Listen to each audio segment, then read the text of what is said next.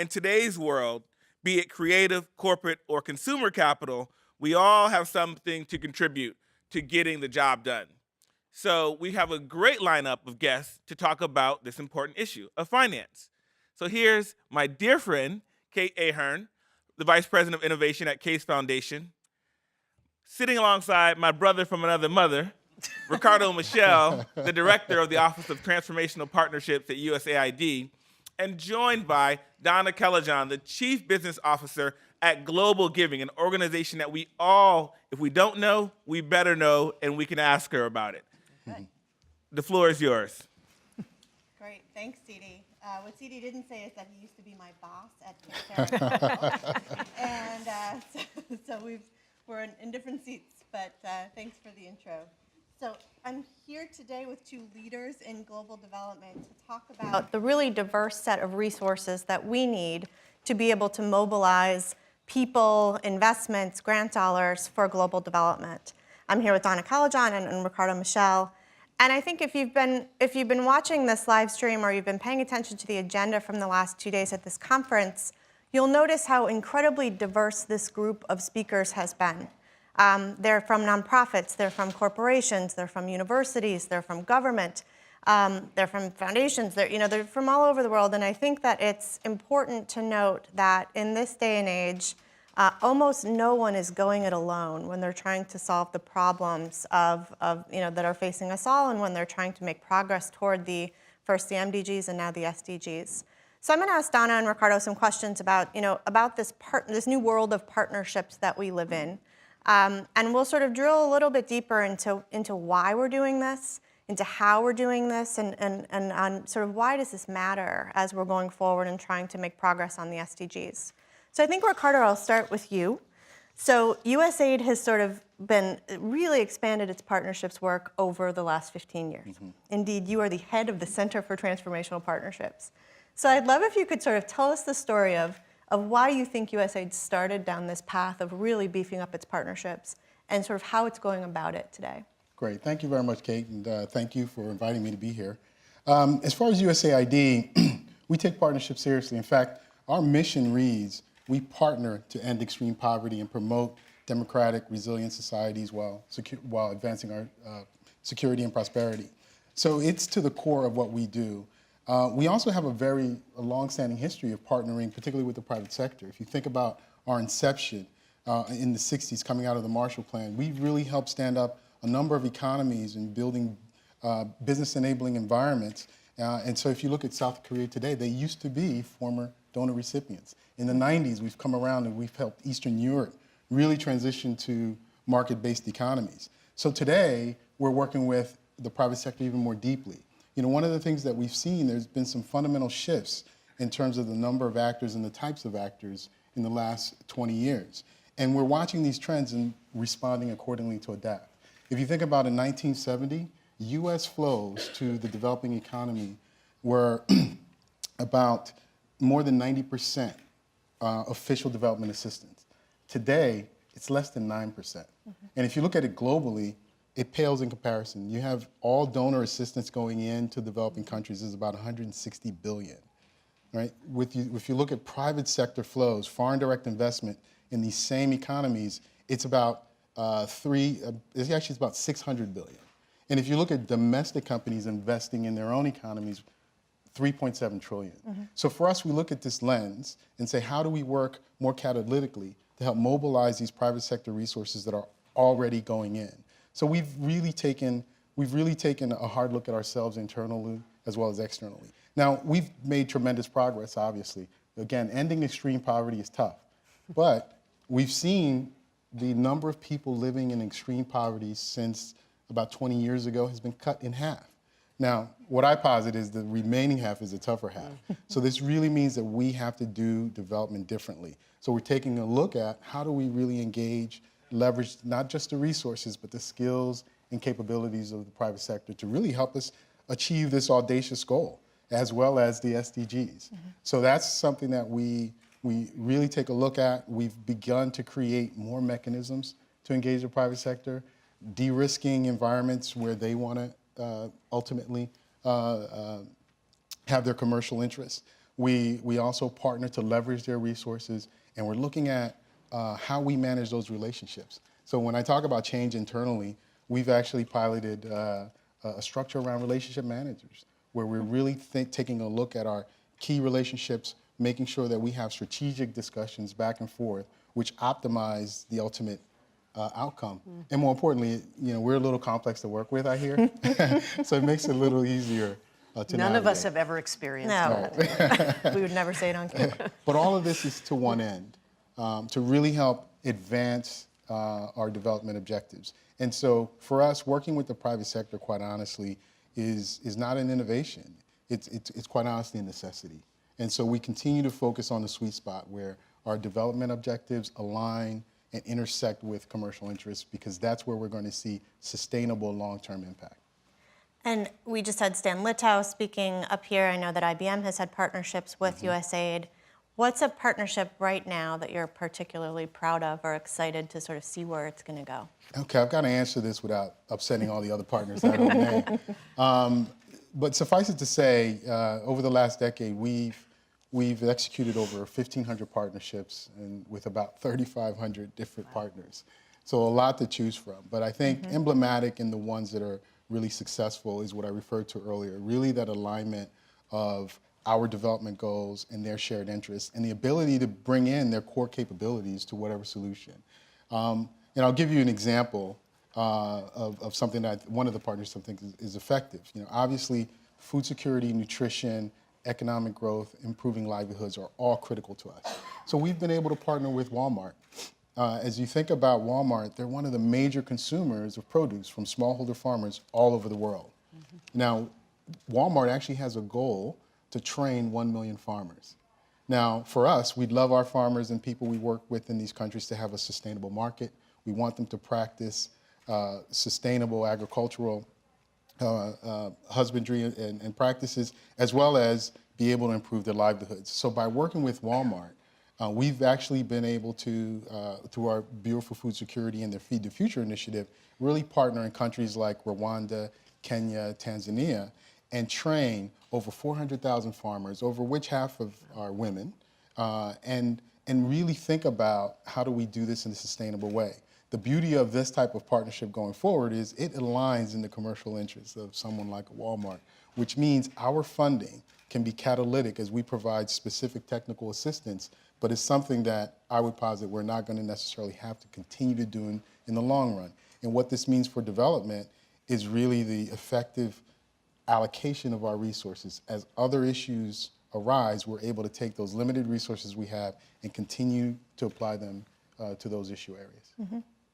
So Donna, a lot of your work, I imagine, especially in sort of post-disaster settings, happens alongside USAID. And you're working to mobilize money from individuals, right? People like me, right? Who say, gosh, I really want to help, from foundations, from institutions, from corporations. What have you seen that's changed in terms of partnerships and in terms of giving in the last 10 or 15 years? So I think one thing to realize is that the notion of crowdfunding really didn't exist 15 years ago. And so we like to think of ourselves as the original and only global crowdfunding platform.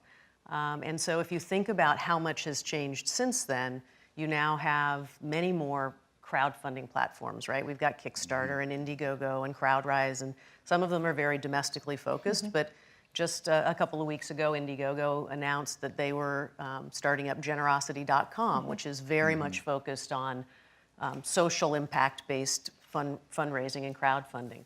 And I think that changing landscape for engaging smaller, whether you call them investors or you call them donors, there are now a number of opportunities for people to support the work that rolls up to the SDGs through a number of platforms. Global giving is a little different from most of those, right? We're a public charity. We're not a for-profit. Many of the new entrants are for-profits, which kind of underscores the point of this conference about bringing different funding capacities and different capital structures to bear on the issues and the challenges we have. We are very much focused on the long-term effectiveness and social impact of the organizations that use our crowdfunding platform. So in addition to providing a mechanism for receiving funds, we're also providing them with tools and resources that allow them to learn. And there's been discussion, I think, at the top of the conference about learning as an important aspect of coming up with new solutions on an ongoing basis. So just that whole sort of crowdfunding environment has changed dramatically. And that's one example of technology enabling partnerships that are different. And you mentioned disaster, Kate. I'll give you an example that we've seen, in the response to the Ebola crisis last year, which was significantly different from how we responded. We as a sector and as a community responded to, say, even the tsunami in Japan, in the sense that there were app developers and technology executives who are also philanthropists really looking at how the use of mobile technology could radically alter the way in which cases were being identified, people were being tracked, how the nonprofit and health organizations were communicating and coordinating. And so that, again, is another platform for bringing about change in a more rapid way. And then I think the last thing that I would probably say is thinking about companies and how those partnerships have changed. I think when I started in the financial services world, too many years ago to count, we were a very philanthropic organization here in DC, but focused very much on DC. And of course, companies have shifted from really focusing on their headquarters and kind of large partnerships to a much more distributed set of mechanisms for supporting nonprofits, supporting social enterprises, and doing that very much aligned with their strategic goals, but also their employees' interests. And I think all of those things have shifted a lot. And I love that you talk about the platform, and global giving is sort of an obvious version of a platform that helps people to do good. I think more and more we're talking about government as a platform that allows people to sort of come together, to work together, and to do good. And so, Ricardo, in this vein, we also talk a lot about sort of this combination of philanthropy, grant making, and also investments, right? More and more we're talking about impact investing as a tool, foreign direct investment as a tool. Can you talk, are there good examples through your work at USAID that you've seen where grants and investments have worked well alongside each other? Sure, absolutely. We've taken a careful look at this because when you talk about that financing spectrum, there's different tools, mechanisms, and levels of effectiveness when you're talking at the micro level versus the macro level, where we're looking at really systemic change. So, as you mentioned, I lead the Center for Transformational Partnerships, and we, through our Global Development Alliance, really look at how we leverage private sector resources. But we also have a Development Credit Authority, and they provide loan guarantees, 50% guarantees to really unlock local capital through the financial institutions, which actually serves a different price point. And of course, we do our work in microenterprise. And most recently, we've launched the Private Capital Group, which really looks at large pools of capital, institutional capital. How are we mobilizing them towards our development objectives? And a lot of this actually comes to your point of impact investing. So through that spectrum, we've seen a lot of opportunity to combine strategically our grant capital alongside more traditional investment capital. I'll give you sort of two examples. So using the DCA example, we work with GE Healthcare specifically in Kenya. And as you can imagine, health clinics, small providers have difficulty accessing working capital. And through a DCA guarantee, we've actually been able to unlock capital and provide loans through Kenya Commercial Bank to a number of these health clinics. And the interesting part about working with GE Healthcare, this was so in line with what they wanted to accomplish, we actually have to pay for that. There's a premium, a risk premium to unlock that capital that we pay as a government institution. GE paid that. And so again, it just shows you when you're in alignment, there's the opportunity to really leverage. And now you have a number of clinics in Kenya providing accurate care. When you talk about impact investing, we're doing a lot. There's this pioneering gap we talked about yesterday a bit, where there's a lot of capital looking for investable opportunities. And on the other side, you have a lot of entrepreneurs, social entrepreneurs, who are doing amazing things. I think we've heard some of the dev talks today. but they're in need of capital. So this pioneer gap is a very interesting space for us. And one program that my team leads is called PACE. It's partnering to accelerate entrepreneurship. And we actually made a $2 million grant to Village Capital. Now, Village Capital is an incubator, and our goal through PACE is to work with the intermediaries, the early stage investors, the incubators, and likewise, because I realize, and we all realize, we will not be able to fund our way entrepreneur or program by program out of these challenges. So how do we actually mobilize more private sector resources and investments into this space? Well, through PACE and working with these intermediaries, we're looking at building out the entrepreneurial ecosystem. And specifically in VILCAP, they have an interesting peer-to-peer model, and alongside of that, they invest in the winners of the cohort. However, for a fund manager to operate, they need to generate or at least raise enough funds so that the management fees makes it sustainable. Now, this is a yet proven model. However, our funding went to take care of those operational costs. So this allowed VILCAP to be up and running. In fact, they've just closed a round of about 15 million, and I think Proud proudly, investors. exactly, you're proud investors here. But overall, we've been able to mobilize about $30 million in this effort, all going towards impact investing, making sure that we're really helping the ecosystem in terms of these entrepreneurs being more successful in achieving their goals. So I think that those are sort of two examples that we see, but there are a plethora of ways in which we can be smart about using our limited dollars to really catalyze and mobilize private resources. Very cool. Village Capital is a great example of a company and a nonprofit that's looking forward at all times. I think one of our favorite things about global giving at the Case Foundation is that Donna and her team and the whole global giving team are also looking forward and thinking about what's next. And so since you're here, I'd love to get sort of, what are your predictions for the next 10 years, 15 years?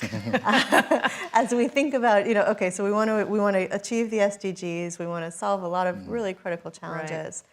What's next for global giving, and what do you think is next sort of for the field? Wow, I have all of the answers. Good. I'm glad she asked you. I'm glad you left me to answer this because it's so easy.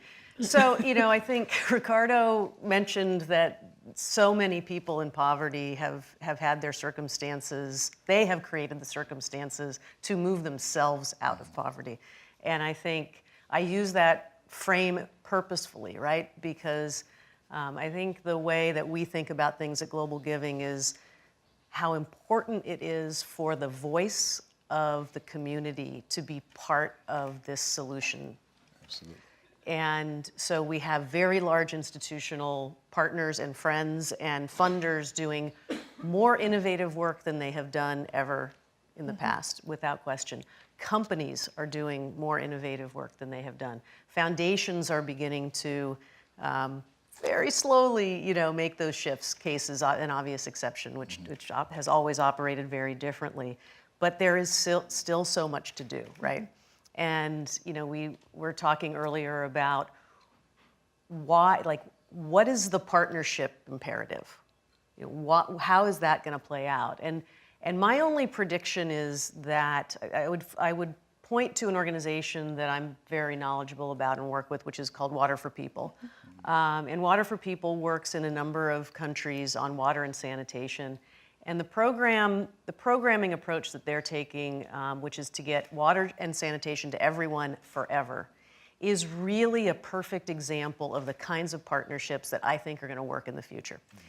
And while they do work with large multinationals, the key points are essentially taking the feedback from the community, local nonprofit partners who are implementers, and creating sustainable business models and mechanisms for the community to own the solutions. Demonstrate those concepts, and then work with local governments, not just national governments, not just global entities, but they're working with local governments. And the way we're kind of thinking about this, and I think Global Giving is very similar, is there are so many mechanisms for how and the ways to get it done. Those ways have not yet come full circle to solving the problems. But we also have to build the will. And that will has to be not just in New York or Geneva or Washington, D.C., or in a session like this. It has to be at the community level. It has to be at the local level. It has to be at the regional level. And so those, to my way of thinking, those kinds of locally built up solutions that can then be taken and replicated or taken and scaled depending upon what makes sense in other communities is the only way we're going to solve our way into a more prosperous, situation for everyone in the world. I love this idea of the top-down, bottom-up. And so, Ricardo, crystal ball. 15 years, we will have achieved all of the SDGs. Absolutely. What do you think needs to change, and what do we need to really drill down on to make sure that we can do that? So I think representing a donor organization, it starts with us. We often talk about transforming the development enterprise, and we have to really take a hard look inside. And we've been doing that. And I have the pleasure of sitting in the Global Development Lab, which is really what we see as the tip of the spear for changing. And we can talk about a lot of the innovations that we've seeded, but one of the things I take most pride in is I look at the ideas that have come through the Development Lab in the last 3 to 4 years, which we've gotten over 5,000 submissions. For the ones that we've awarded, over 65% are people who have never done business with USAID before. And if you look at our grand challenges, over 50% of those ideas come from those in the local communities. Yeah. So again, to your point, I agree with you wholeheartedly. So we have to start opening our aperture to allow for those types of ideas to come in and then give us the opportunity to help fund those and create the environments where they can be successful. Well, I am wildly optimistic, and not just because we have folks like you who are leading the charge on this, but I think we're really in a different place than we used to be. I think folks are not thinking that we all need to stay in our lanes. The philanthropy needs to be philanthropy, and business needs to be business, and individuals need to be individuals. I think that there's a really different view now of how we all can work together on these challenges. So thank you. Thank you. And thank all of you for being here, and we're onward to CD. All right, fantastic. Let's give them a round of applause.